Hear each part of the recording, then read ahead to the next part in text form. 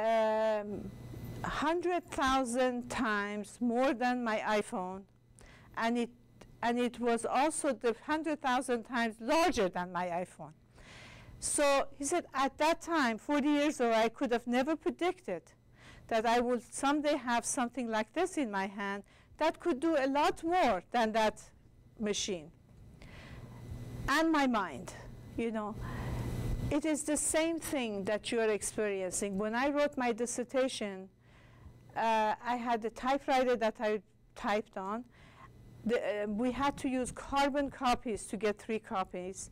And our biggest fear was that the professor would say, you have to change this paragraph, because you had to retype the whole thing. Today, the way a writer writes, the way all of you guys think, has completely changed. You have the freedom and ability. When I write a paper, I have the freedom and ability to work on second chapter, move on the first chapter, cut and paste this and put it over here. That actually does something to your brain. It gives the freedom to be creative. It gives you the freedom to be able to bring things to your creativity and your what you want to present that is because of the technology that you have. So the reason they say don't look far is because far is so unknown. The reason they say you are going to what feels good now, what is your taste, what is your passion today, follow it. And if waits away, it's perfectly all right. Don't beat yourself that, oh my gosh, you know, I went to school, I went to graduate school, I got all this to get a PhD in this you know, field, and now I am bored to tears. It's perfectly all right. It's perfectly, perfectly all right to have that. And have the courage to say at that point, this is not what I want to do. I have a very good friend up north. He's very successful and he sold his company for $160 million. He's in Silicon Valley. And he has gone to teach elementary school children. And he bought a computer for all of the kids in his class, and you know, and he doesn't charge anything, you know, because he has more money than the whole school district. So, but his passion now is to be with the children and have an effect on their mind. He said, I said, I hated when my nieces and nephews used to come to my house. I hated these kids too. They were making so much noise. And now, you know, after all of this is what his passion is. These are some more of extreme exampple, but the regular examples, I don't know. My own father, when we moved to the United States, he came to get his master's degree in agriculture economics. I was in 9th grade when we moved to the United States, and I was very good in math and science. And I went to Jeanne d'Arc school, so I knew French. I hated high school in the United States. I went for a couple of days. I said, no way. We were supposed to stay here for a year. And he was supposed to study his master's program in agriculture economics. He told me, he said, okay, let's go take a class. I took class in French and math, so I got a good grade. I came to university because I couldn't stand high school. Then the second quarter, he said, you know, I've heard there is a new field called sociology. Let's go take a class in sociology. He had no idea what sociology was. I had no idea what sociology was. This is 50 years ago. And so we went and sat there. I had no clue what they were talking about. And he fell in love with it. And he changed his plan. We didn't go back to Iran. He went and got a PhD in sociology and taught for 20 years after that in the United States. He had the courage to do this with a wife and 3 little kids without any money and say, this is my passion, this is what I want to do. And when he passed away, it was Dr. Mahmoudi, the sociologist, all of his writing is that So this is what I'm talking about. To have the courage that once something turns you on, to go and after it and be able to say, you know, and I'm going to be good at it. And really that turning you on and being passionate about something is something that we Iranians are not good at, because they never allowed us to be passionate. They said, این خوب نیستش، این بده، این کارو نکن، بشین اینجا، پاشو، نه، باید دکتر بشی، باید این بشی، باید اون بشی. And all of this way of thinking, you forget what you like and what you don't like. You have to dig very deep to get back to that core of your soul to say what is good, whether it is a career, whether it is the house you want to live, whether the couch you want to buy, whether it is the woman or the man you want to marry. You have to really have that passion. Otherwise, the rest of it is very boring. If you have to, I obviously, my mother always wished that I became a whatever. You know, she doesn't have to go and face that job every day. It's you that you have to, you know, I've been working 41 years. If I hated psychology, can you imagine how awful it would have been for me to have to go and somebody else says, how could you do psychology? You know, you need to be able to have some passion about things. Any questions? Shall I go back to my research? So you mean we don't need to predict it, all we need is to be open to our passion. Yeah. Is it green? The light should be green now. Can you press it once, please? Yeah. So you mean that we shouldn't predict anything, we should be open to our passion and see what happens. I'm saying to have shorter goals. I'm saying to say, 10 years from today, what do I want to be? Not 40 years from today, what do I want to do? When you are in school, you say, 10 years from today, do I want to, and especially, you know, when we are in school, sometimes we say, well, you know, maybe I really am not fit to do this. This is too hard for me. I don't know whether I can do it or not. You know, one is that to be able to kill those doubts inside of you. That yes, you know, if all these other people can do it, I can do it too. I always say studying medicine is not that hard, but becoming a conductor or Da Vinci is hard because you have to have creativity.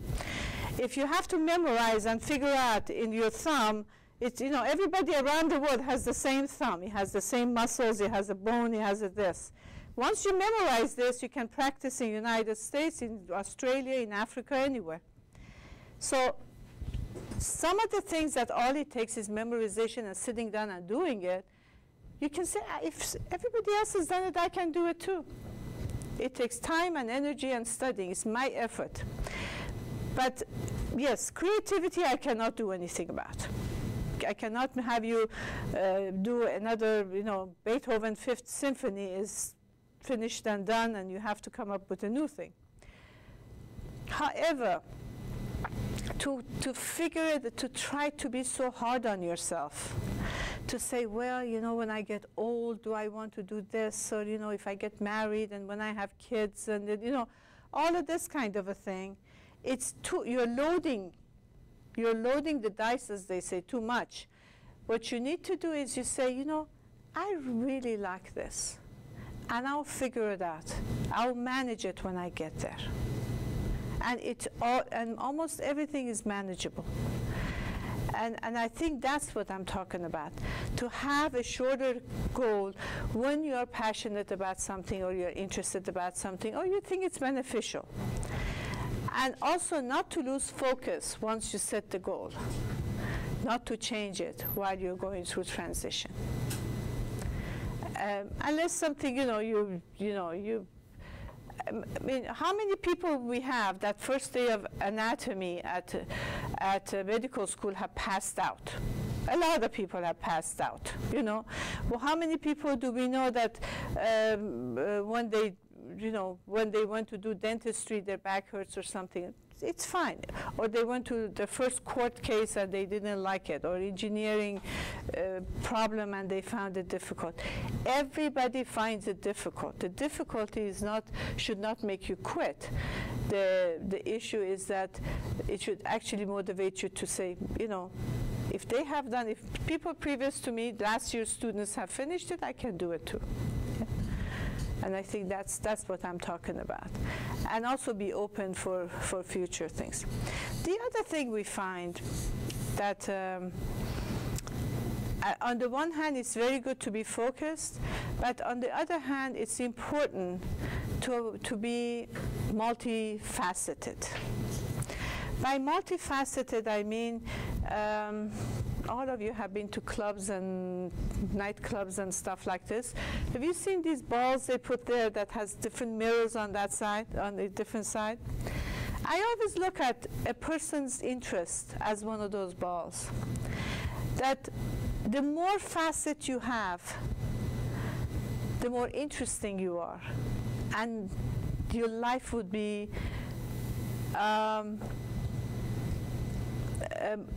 balanced and you don't get bored.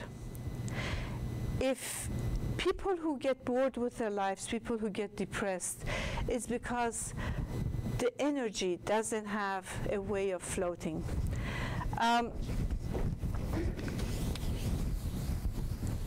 We look at, let me tell you what, if you look at this as birth, the time that you were born, and this line as death. This is birth and this is death.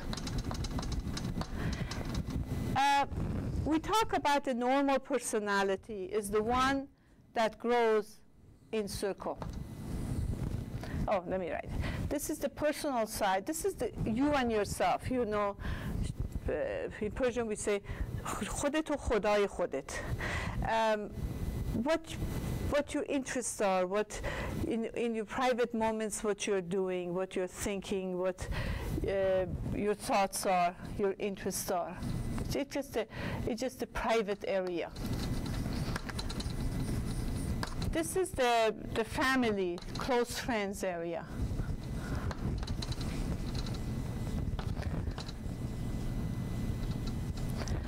This one is your career, your studies, your more like volunteer work, things that you do that is related to career. And this is the social area.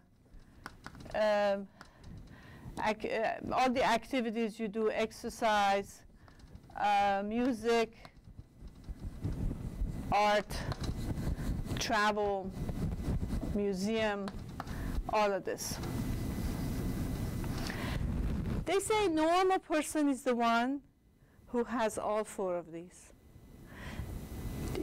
You know, some people have meditation, some people have thoughtfulness, some people have prayers. All of this is in this area. Then you have some close friends and family. You have a career in studies and all of this.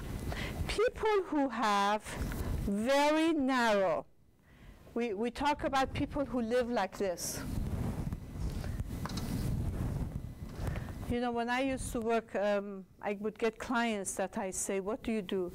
Well, my family lives in Ohio, and I live alone, and I have a work at downtown LA from 8 to 5. I'm a clerk in Department of Social Services.